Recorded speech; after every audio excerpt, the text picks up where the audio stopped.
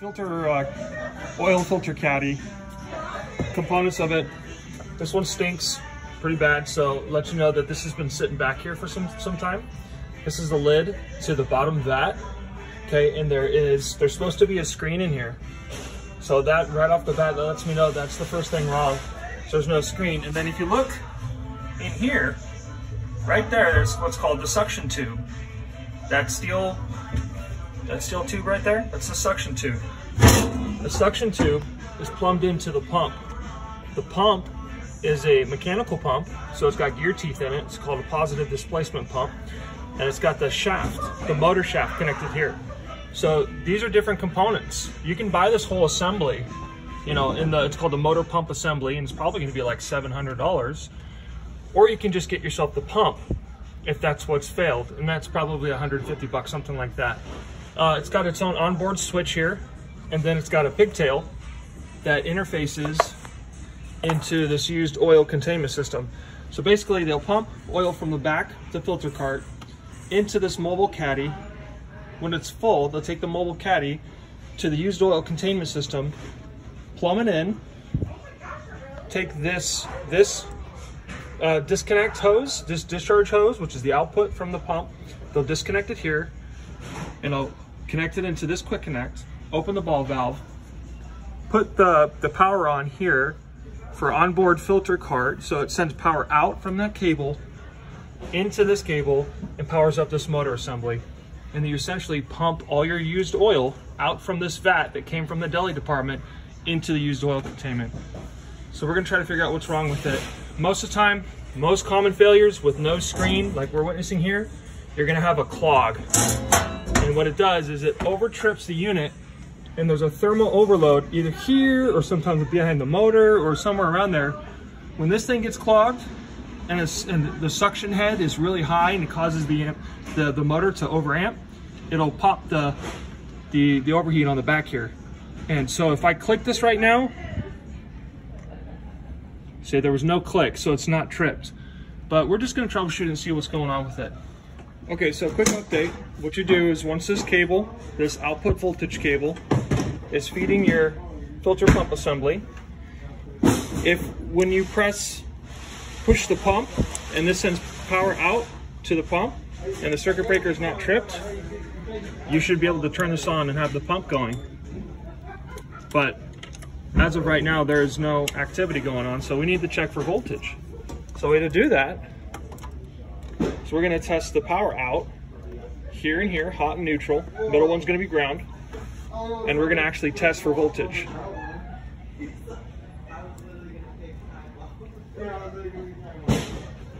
We got anything? So it looks like we've got 80 volts. So let me press the pump real quick. You got that? Can you hold that for me? Okay, so now that we've found that we can't get power out from this control box, this is meant to take power from 120 into the unit here, and there's like a float switch or a level sensor inside of here, and then power goes out to this control box. And we can troubleshoot this control box, but we're not getting power out. So one thing I want to verify is that we are going to get 120 volts to our motor pump assembly through this pigtail here, for this pigtail. So we did find another cable here that actually has the same, it's got a connector, it's got a 120 volt standard straight plug connector to a, I forget the name of this connector, there's a special name for this, but it's straight pin, it's 120 volts, and then we're gonna go into this unit again. Now we tested voltage over at that receptacle, we found 124 volts AC, so that is our cable here. So now we're gonna try this again real quick. So we do have power to this, and we do have a pump that is working. Now it's not under load because, Eric, can you lift that up for me? It's not under load because there's nothing to suction up, right? Most of it's been suctioned up already. But one thing that we could do to test it is we could get some hot soapy water, fill that hot soapy water up inside of here, and then we can take this discharge hose here and we can essentially pump the hot soapy water, disconnect this, and then put it, I think this comes off, right? You can take that off. And we can just take this wand here and we could rinse the cart. So as we're pumping the hot soapy water, we can pump all this up right here, and then we can take all that soapy water and we can make sure it's diluted enough to safely put down the drain. So that's one way to test that the motor pump assembly is in fact working while simultaneously cleaning out this old putrefied oil. And at that point, we know that our focus needs to be on this controller, because this controller is designed to have an output cable of 120 volts that sends a signal to this pump when you press this button here. So that'll be the final stage of troubleshooting. Most people are gonna be like, oh yeah, it's a bad controller, it's just order a new controller and then it'll be good to go. Well, not so fast, right? You have to know a couple things, right? Why is the controller not working? Is there a sensor inside of there that's supposed to close a relay on the board that then lets the power go out? Is there a fuse inside the board that's been burned out? Is there another overload? Is the circuit breaker broken? There's a number of things you got to figure out. You don't just go, change this board. It's $1,000. Do some troubleshooting. Figure out why it's not outputting. Take this panel off. Take the cover off. Put your leads on where the output is from the control board to this cable, and call for a pump and see if you're getting any voltage. So that's what we got for now. We essentially got this fixed, operational, that we can instruct the deli department how to use this, and then we can move forward with these repairs.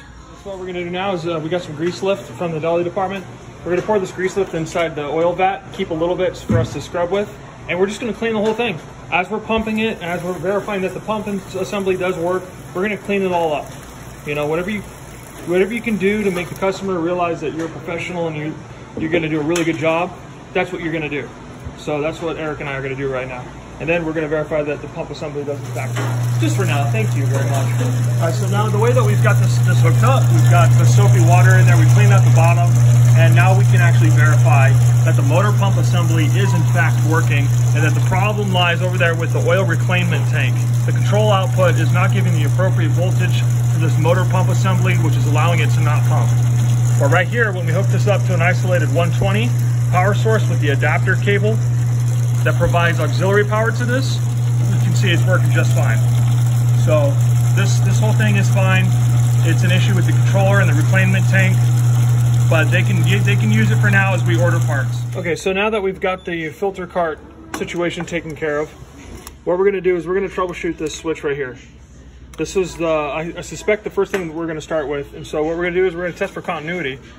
And we're gonna do that through these pins right here. You see those two screws, number 3 and number 4. All right, so basically what's gonna happen is we're gonna put our meter on continuity. We're gonna put our leads on those two screws, yep, just like that. And it should be normally open, which is what we got. Open, and I'm gonna press a button, and the switch does in fact work. So we know our switch is good, because when I close the switch, we get a resistance. So that is working okay. Now the next thing that we could check is the circuit breaker right here. And the way that we would have to do that is, I've got a second pair of hands here. We're going to plug this back in. This is where you gotta be careful. I mean, the worst thing that's gonna happen is you can have a little arc out and trip the breaker, but we need to troubleshoot it. So we're gonna put our meter here and here, red and black, and we're looking for 120 volts. We wanna see that the voltage is going through there. If we don't have 120 volts, if we just have 120, if we take one part of our meter and land it here and then put it to ground, right here, we just put our second meter there. We put one meter here on this lead and then our second lead on this one, and we should have 120 volts in here, and then we should have 120 volts out from here too. So, and another thing I forgot to mention too is that we can test and see if we actually got power on the back side of this terminal here to the switch. Because if we don't have power, then we can start tracing things back. And we can start figuring out, okay, where have we failed? Is it the board that's failed? Because there's even some buttons down there. There's some programming buttons down there. So we've got some testing we're gonna do. But just to show you, I mean, you can take something apart before you order the board. We just found the part for this. This is $846. So maybe a switch has failed and that's $40. Maybe a breaker has failed and that's $20.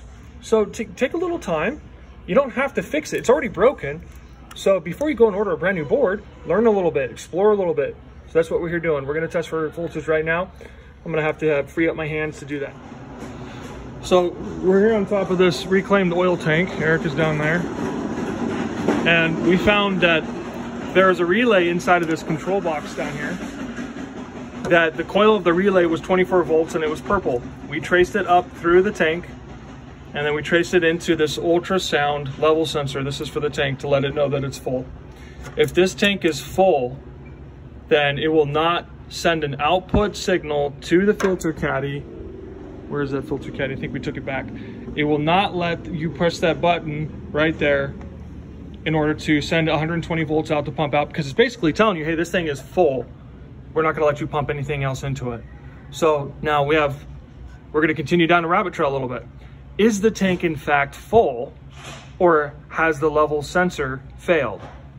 That's something that is a legitimate concern. The only way to know for now, I can't really tell. I'm kind of at a standstill at how to test the level sensor. So what I would do from here is I would actually call tech support. Hey, this is the model I'm working on. This is where I've gotten, this is what I've done. You know, what are your recommendations? How do I test if the sensor has failed or if the tank is full? And they'll give me an indication on how to do that. So I'm okay with it. I mean, technically, if I wanted to, I could take this pipe off and I could visually inspect inside of there. Or, you know, I could take this level sensor off. I could pull that straight out. That's something I can do. I think I'll go ahead and do that.